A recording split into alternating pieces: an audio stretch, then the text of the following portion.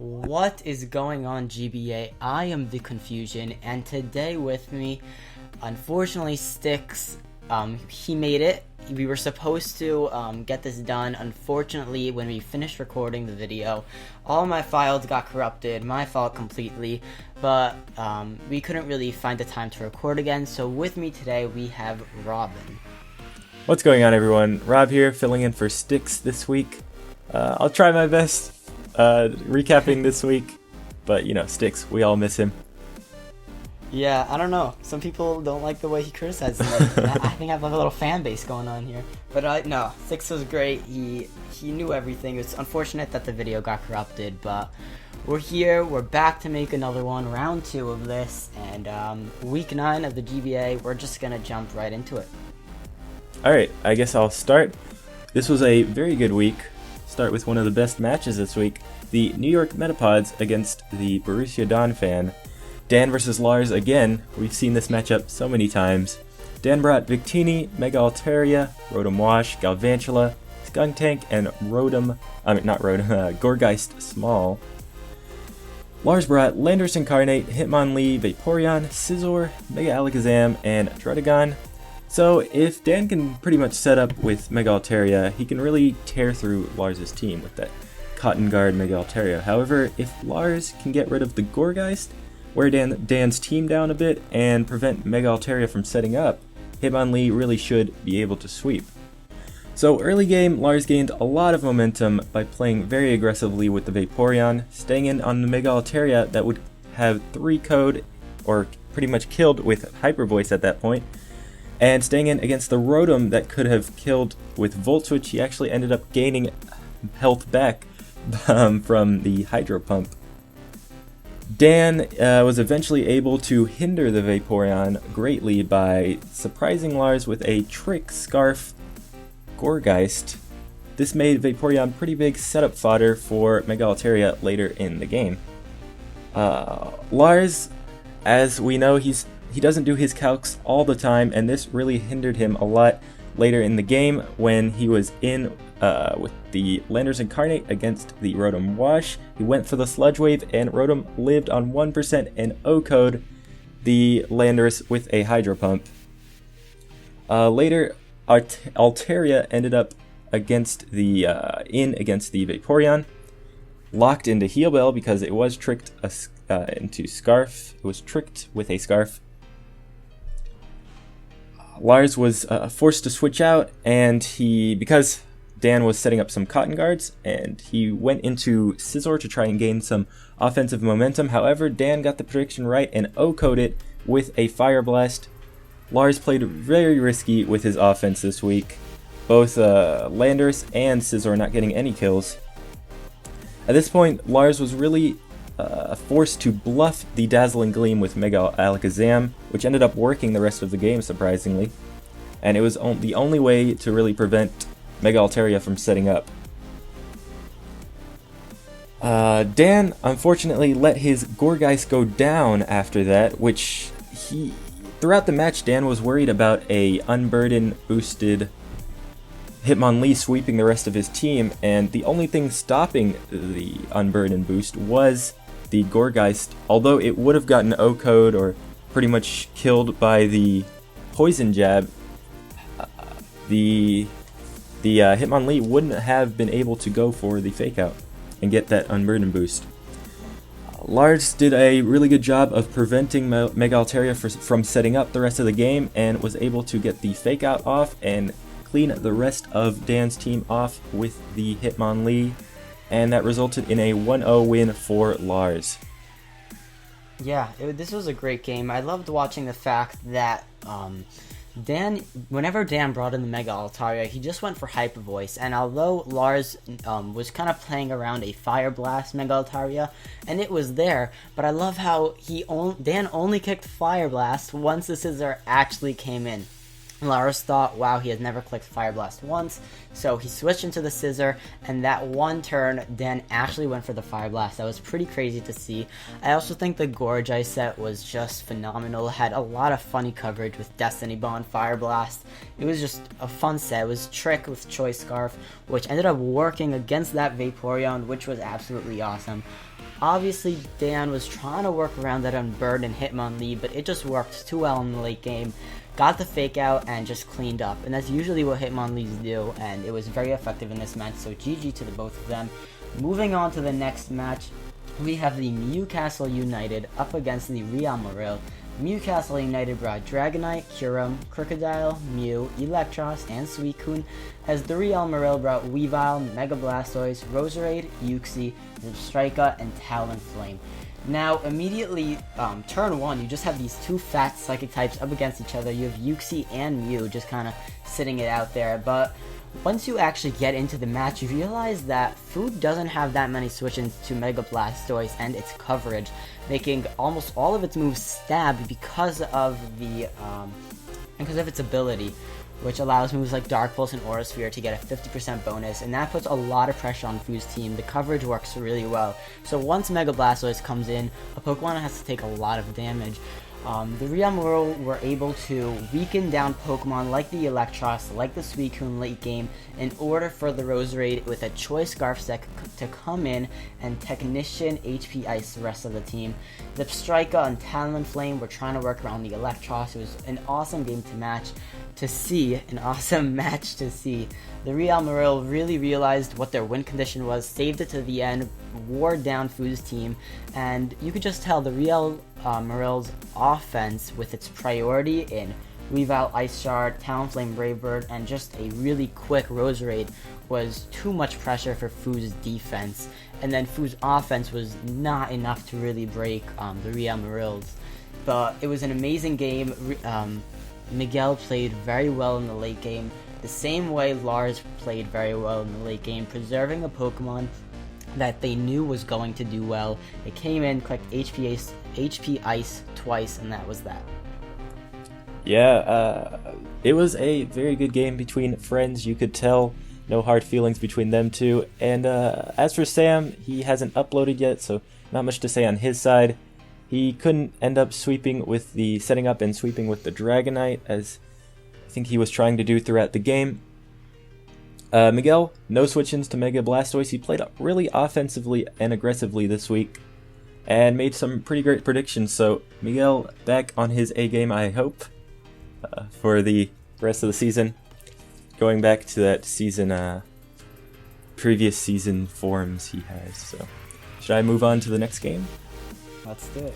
Alright, so the next game is the Philadelphia Scizors versus the Atlanta Haluchas. This game was a very close one, although, as you can see, the scoreline doesn't exactly reflect that.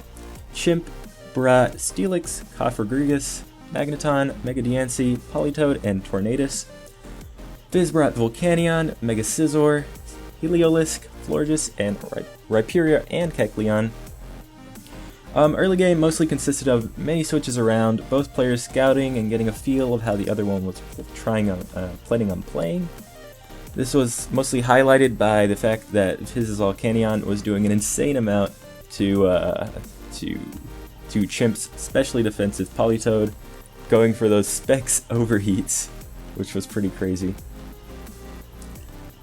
Having his rocks defogged away by Scizor, Chimp needed to find a new way to set up rocks, and he got pretty innovative. So he knew Kecleon probably was Fizz's Stealth Rocker, and he baited in the rocks by going into Politoed and doubling back out into Mega Diancie, bouncing the rocks back onto Fizz's side, which was pretty awesome to watch. They pretty much, after that, continued to slowly wear each other down fairly evenly, and Tornadus taking out the Kecleon, Rhyperior taking out the Tornadus and Cofagrigus, Mega Scizor dying to rocks. Eventually, it builds up to one very pivotal moment. Sorry about that. The Mega Diancie and the Scarfed Heliolisk. Eventually, it all led up to one big pivotal moment. The Mega Diancie was in, and the Scarfed Heliolisk was in. And basically, the Mega Diancie would die to a Focus Blast, and the Heliolisk would die to a Moon Blast. Whoever won this exchange would have a huge advantage for the rest of the game. And the Heliolisk goes for Focus Blast, and of course, we know that Focus Blast accuracy is not 70%, it's more like 0%, 100% of the time. And he missed, and Mega Diancie was able to clean up the rest of his team after that. Resulted in a 4-0 win in favor of Chimpact, although the game was much closer than that in my opinion.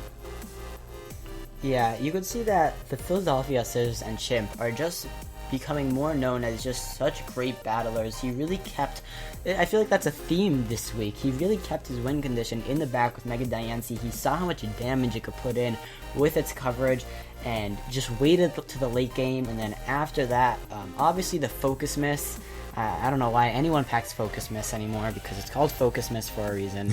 Yeah, but, I know, but I've lost quite a few games to Focus Blast, so. Yes, it's extremely unfortunate. I just had a league battle and I had a Focus Blast and it missed, and it was very sad. But that's what happens. What are you gonna do? The Focus Blast did miss. It was unfortunate, but Mega Diancie after that still wrecked through the Atlanta Haluchas and Fizz's team. So a pretty awesome match to see. They both prepped very well, and obviously the Kecleon play was really good, even though it went down a little bit more early in the match. So right after that, we have a battle between the San Francisco Giants up against the Pittsburgh Piratas. The Giants brought Zapdos, Latias, Entei, Granbull, Nidoking, and Cresselia, while the Pittsburgh Piratas brought Tentacruel, Excadrill, Hippowdon, Rotom Heat, Heracross, and Liepard.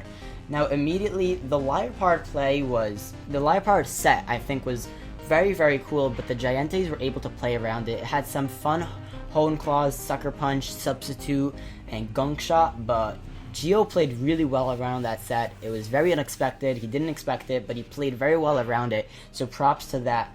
The amount of water coverage Geo packed on his team was so smart, allowing things like Latios and Cresselia to break subs on things like Excadrill, and the Liepard do a lot of damage, or at least a good amount of damage to the Rotom Heat. But just the coverage on Nidoking towards the end was great. This was just definitely a fat game, lasting like beyond 60 turns. It's annoying to see Pokemon like Zapdos and Cresselia up against Pokemon like Tentacruel and Hippowdon. You saw Tentacruel get in a little stall war with the Latias, which was very interesting mid-game. But like I said, the water coverage on his team was just well played. It allowed the Cresselia to kill off the Excadrill towards the end game, which it might have not won that exchange if he brought something like Psyshock when the Excadrill did have X-Scissor. So a very interesting game to watch. He won in a 2-0, so a great game to Geo. It was just a fat match of Pokemon taking hits and dealing them out. It was interesting to see how Tampa brought two substitute Pokemon. His team building was, I think, what really brought him under. Like, it didn't really help him out this match. His team building just didn't work with what Geo brought, and then again, Geo's team building was really, really well, bringing a lot of coverage that stopped the majority of his team. So a great game, a fat game, a long game, but it's still a great game. Yeah, I like that game too. I was impressed by Geo. He finally brought offensive Zapdos, which was nice, and even more finally, he didn't bring a choiced Entei. He was able to play quite safe near the end game, which may have cost him a few differential, but he did get the win, which was the better thing. He made sure Cress wasn't set up fodder because he packed that water coverage. As for Tup, he over-prepped for Ditto, in my opinion. He didn't really have too much to break down Geo's walls. He could have used maybe a better wall breaker. And the Liepard set, I did like the Liepard set, but potentially he should have saved it for later in the game. So that's what I have to say about Tup and Geo. Alright, so now I'll move on to the next game. The New Orleans Pelipers versus the Tampa Bay Luxrays. John versus Mono. So John brought Cryogonal, Megalopunny, Reuniclus, Landorus Therian, Bisharp, Latios, and Mono brought Mandibuzz, Porygon Z, Amoonguss, Garchomp, Mega Manectric, and Emboar. And this game was full of quite a few hacks. So early on, after they both set up rocks, John was able to wear down Mono's Garchomp quite a bit after missing a Dragon Tail. Although I'm not sure it mattered too much because the Dragon Tail did switch John out into Cryogonal, which would have killed either way. John attempted to set up early with Bisharp, but it didn't really work out. He didn't set up the Sword Stances early enough, and Manabuzz was able to kill it off with a foul play, and Manabuzz was revenged by Mega Lopunny, so that pretty much evened out. I think the most crucial point in the match was when Cryogonal was in on the Emboar. Cryogonal sets up a last-minute Reflect before getting killed off by the Emboar, and at this point, John could send in his Scarfed Latios to finish off the Emboar and have a really great matchup against the rest of Mono's team, seeing as it outsped everything else. Unfortunately, Mono did get a crit with the Sucker Punch, which did in fact matter as it was John's biggest win con in that match. Very unfortunate. Changed the match quite drastically. John still had a way of winning the game through Uniclus, however Specs Porygon Z was able to get a really high roll, pretty much ending John's hopes of winning the game. Mono could play relatively safe throughout the rest of the game, and finish off John's team with Mega Manectric, and the game finished in 2-0 in Monotui's favor. Of course, Mono couldn't prevent the hacks, but he took advantage of the hacks, which was very good. Unfortunately, John did face, rolls, crits, many rolls throughout this game. So who knows how it would have turned out, but that is how the game ended up turning out. So what did you think of that game? Cryogonal with Reflect is such an interesting bring because Cryogonal is such a specially defensive Pokemon, so bringing one of those screens that ups your defense is very interesting to see. Definitely weird in my opinion, but I think it could have worked. Unfortunately, obviously that Emboar got a big crit on the Sucker Punch and ended up knocking out the Latios, and from almost full, a very high HP, so very unfortunate because it could have done a lot of work after that, especially with the Reflect up. We know Latios would have definitely lived that Sucker Punch from the Emboar, so that hack was unfortunate. And then towards the end of the game, you have those rolls with Porygon Z and Manectric, and just the mind games within that event itself. So obviously it's not much John can do. You can't say he played poorly to get this loss. It was still a very narrow 2-0, but both of them really played well. I just want to make sure that we're giving credit to John because he played really well, and also credit obviously to Mono because he did win the match. Although he got a couple of hacks, he prepped very well, as you saw. So just a great GG to the both of them. It was a great game.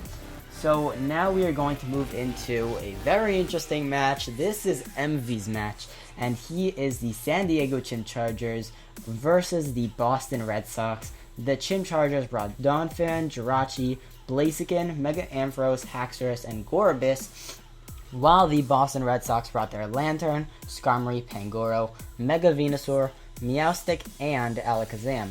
Now, initially, we have a great turn 1 and turn 2. We have the Donphan up against that Lantern.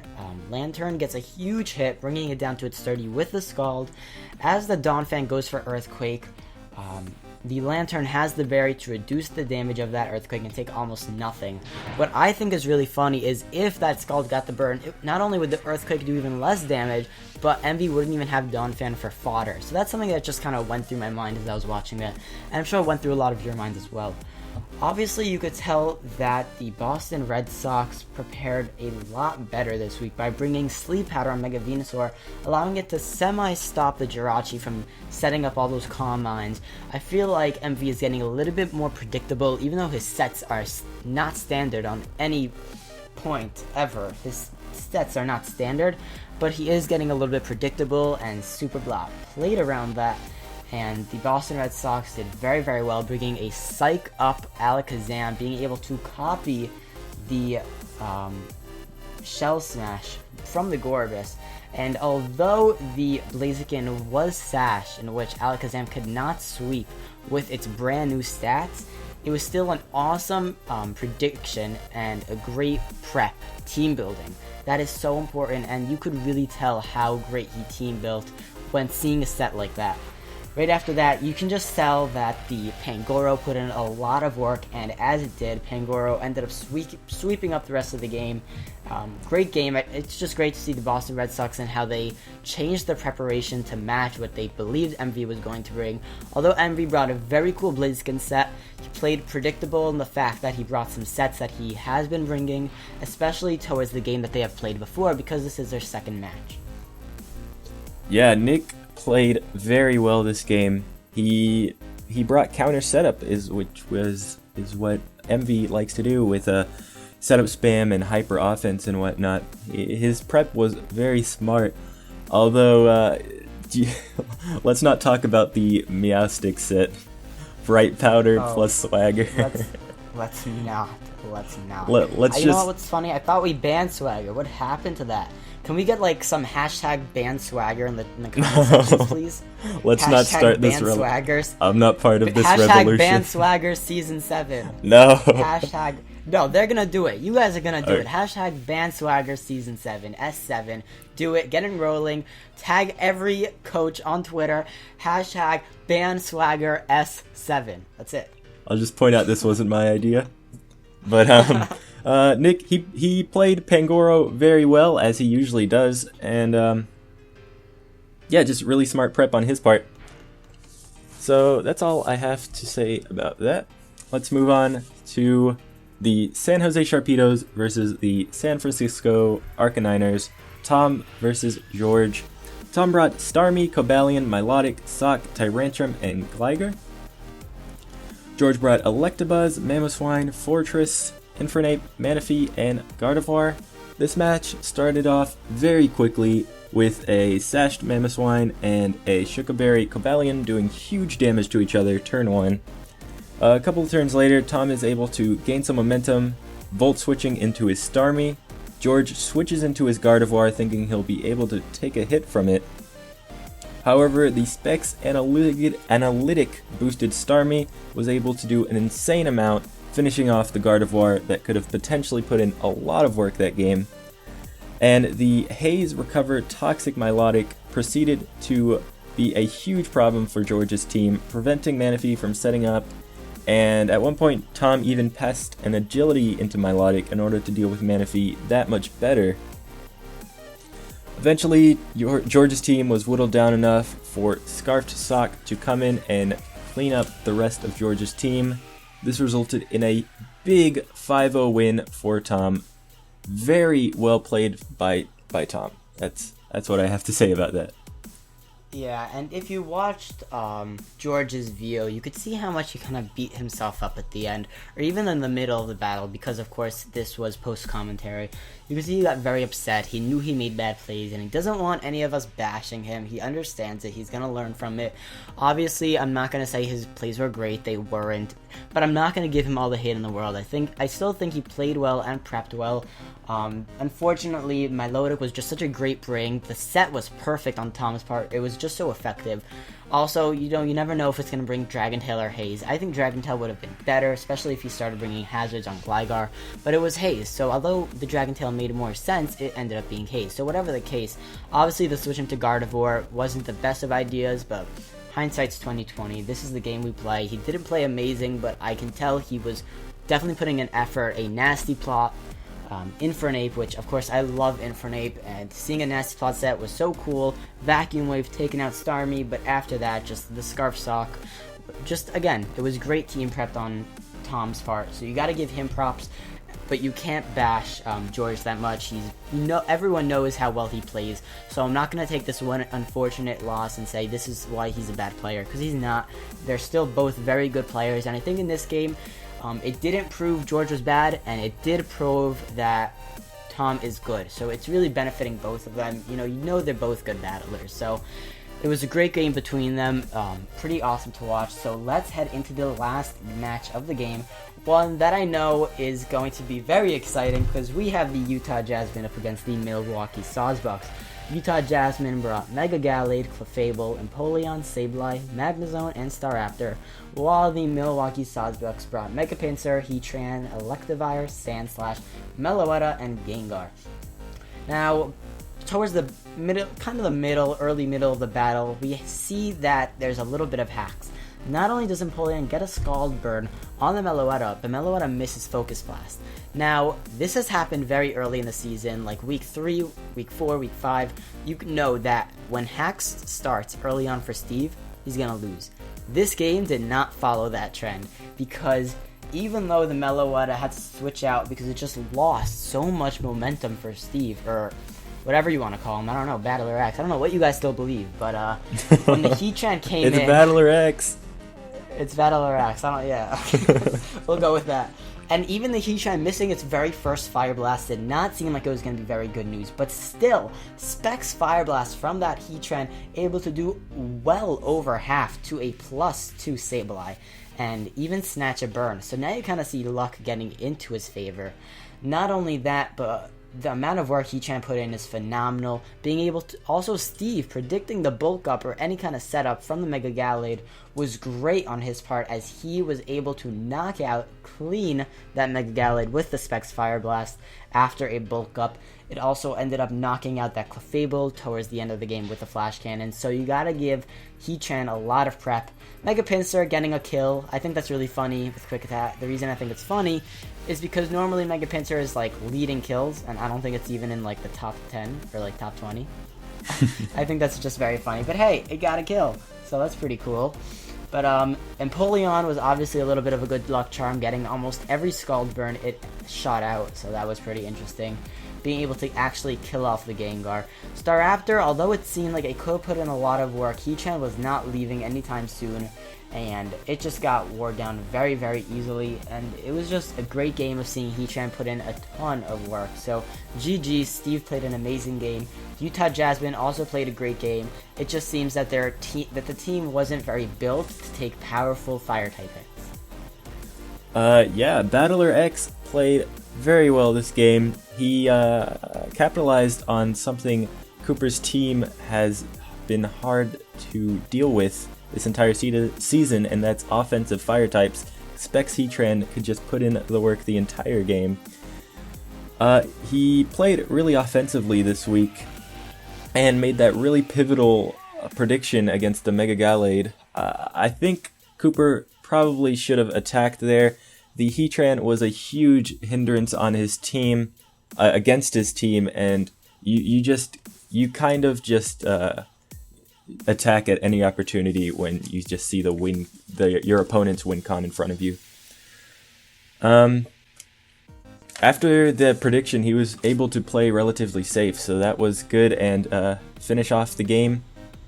So really, congratulations to Battler X. My bold prediction could potentially still be true, possibly if you win the rest of your games. I said you would make playoffs this season. I still believe in Steve, in Battler X. Yes, I'm sure you still do. I actually don't know if... I don't think my bold predictions are in work anymore, because I don't know if Wobbuffet still has more kills. I think it still has 2 kills? I don't know. It's supposed to have more kills than Omega. I guess we'll see towards the end of the season. But for right now, we're just going to head into the conference breakdown. Looking at it, we still see the Chimp Chargers and Scissors, the two newbies, still sitting at top. And although you still see amazing battlers, for example, last season's champion at the bottom of its division, the New York Metapods, still amazing battlers. Obviously, the season is not their season. Earlier, in the weekly recap, I would say, well, it's still early on, it's still anyone's game. At this point at week 9, heading into week 10, it's not anyone's game. A lot of people are kind of out of it. There's obviously still room for some people to kind of wiggle into the spot for playoffs, but you kind of get a gist of who's going to make it. The Chimp Chargers, the Scissors, the Piratas, Arcaniners. You can kind of look at this and kind of frame what Season 6 is going to look like. At this point, you kind of just want to congratulate all the teams. They all played very well. Even Fu didn't get that many wins. Is still an amazing battler. Again, just proving how good the competition is this season. So, I think right after that, we're just going to head straight into the league leaders and finish off with that. So, sitting up top, we have, of course, ban this thing. It's Landers Incarnate of the Yes, Borussia Landers Dortmund. Incarnate. That was my other bold prediction. It would be top killer. Although Lars didn't do it any favors this week, just having that straight Oko with the Rotom Wash. But I still believe it still will. has 14 kills and 4 deaths. Yep. 2 Megas following right after that. Mega Lopunny, no surprise there, of the New Orleans Pelipers, 14 kills, 6 deaths. And then Mega Diancie, a lower tiered Mega of the Philadelphia Scissors with 12 kills and 2 deaths. Now heading into the 4 through 10, you have Latias and Victini and Excadrill and Infernape with 11 kills and some off deaths. Then you have Salamence and Talonflame and Mega Alakazam with 10 kills. Now, looking at all those Pokemon like Salamence and Infernape, Excadrill, Victini, although they're all very one-dimensional Pokemon, they do their job well. So you're just seeing powerful Pokemon, offensive Pokemon. Claydol is no longer here and will never be back. Neither will Umbreon. But, yeah, this is definitely what looks like amazing league leaders of any league you will ever see. You will always see Mega Lopunny put in work. You will always see like, Pokemon like Victini doing work. You will always see Pokemon like Mega Pinsir. Okay. He won this week. We can. Shots fired. No. Mega Pinsir, I expected him to play better with. But he's using his other Pokemon very well. So, props to that. Making the best out of a team. So, pretty awesome. Anything else you got to say before we wrap up? I'm still team believe in Steve, so I just have to add that in there. Oh, also real quick, if you just happen to be one of the most dedicated fans in history and you're still watching, I just started up my YouTube channel again. Look at me freebooting over here. Just started up my YouTube channel again. Link will be on your screen, so if you could go check that out. I'm entering a league with a lot of the GBA analysts, actually. Unfortunately, Robin isn't in it, but a lot of other people are in it, so it would be really cool if you check that out. But other than that, this is your GBA weekly recaps of Week 9. So, yeah, thank you all for watching. We will see you back in a couple days because this is going up a little late for Week 10 of the weekly recaps. Thank you, Robin, again for joining me. Yeah, no problem. All right, peace.